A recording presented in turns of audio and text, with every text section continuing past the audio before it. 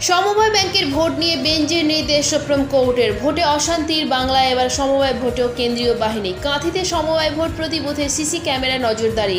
কাঁথির সমবায় ব্যাংকে 108টি প্রতিনিধি পদে রবিবার ভোট। রবিবার একটি সর্বভারতীয় পরীক্ষার জন্য কয়েকটি ভোট গ্রহণ কেন্দ্র বদল।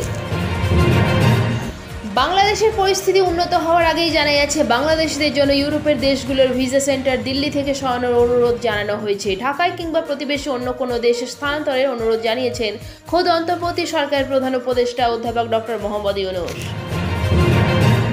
অশান্ত বাংলাদেশ নিয়ে বিধানসভায় ফের বার্তা মমতা বন্দ্যোপাধ্যায়ের। কেউ কেউ বলছে কলকাতা দখল করবে, বিহার দখল করবে। যারা বলছেন আপনারা ভালো থাকবেন, এটা ভাবার কোনো কারণ নেই যে আমরা মুখে আঙুল দিয়ে বসে থাকবো। তবে আমরা চাই হিংসা নয়, শান্তি ফিরুক।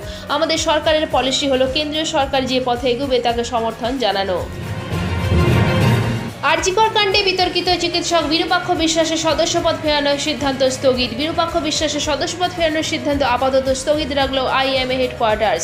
আইএমএ কলকাতা শাখার সভাপতির আবেদনের ভিত্তিতে সিদ্ধান্ত। ফের শুনানির পর সদস্যপদ ফেরানো নিয়ে চূড়ান্ত সিদ্ধান্ত নেবে আইএমএ হেডকোয়ার্টার্স।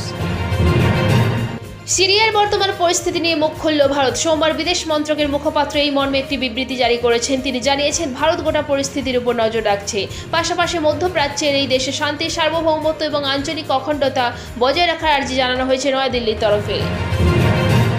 বাংলাদেশ নিয়ে কড়া বার্তা মুখ্যমন্ত্রী মমতা বন্দ্যোপাধ্যায়ের। সোমবার বিধানসভায় মুখ্যমন্ত্রী বলেন, যারা বলছেন বাংলা বিহার দখল করবেন তাদের বলছি ভালো থাকবেন। আপনাদের অত হিম্মত নেই। আমরা ললিপপ নিয়ে বসে থাকবো না। আমরা যথেষ্ট সক্রিয়। আমরা ধৈর্যের পরীক্ষা দিই। আমরা সবাইকে রক্ষা করব। মুখ্যমন্ত্রী আরও জানান, কেউ এমন কিছু যেন না করেন যাতে হিংসা বাড়ে। সকলেই সংযত আচরণ করুন, বার্তা মমতা বন্দ্যোপাধ্যায়ের। 13 দিন ধরে জেলে থাকা সন্ন্যাসী চিন্ময় কৃষ্ণ দাসের বিরুদ্ধে আরও মামলার আবেদন। চিন্ময় কৃষ্ণ দাস সহ 164 জনের বিরুদ্ধে চট্টগ্রাম আদালতে মামলার আবেদন। ইউনূস সরকারকে তীব্র আক্রমণ করলেন বাংলাদেশের প্রাক্তন প্রধানমন্ত্রী শেখ হাসিনা। ফের চিন্ময় কৃষ্ণ দাসের পাশে দাঁড়িয়ে ইউনূস সরকারকে নিশানা শেখ হাসিনার। তার হয়ে কোনো আইনজীবীকে দাঁড় করানো হয়নি। এটা কেমন বিচার, প্রশ্ন তুললেন শেখ হাসিনা।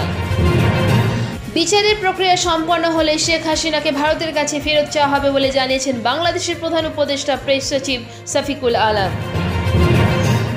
আবহাওয়ার পূর্বাভাস। হাওয়া বদল হয়েছে রাজ্যে, বাড়ল রাতের তাপমাত্রা। উত্তর পশ্চিম ভারতে পশ্চিমী ঝঞ্ঝা বঙ্গোপসাগরে নিম্নচাপের জোড়া ফলায় পারদ ঊর্ধ্বমুখী। পশ্চিমে হাওয়ার প্রভাবে বৃষ্টির সম্ভাবনা উত্তর ও দক্ষিণবঙ্গে।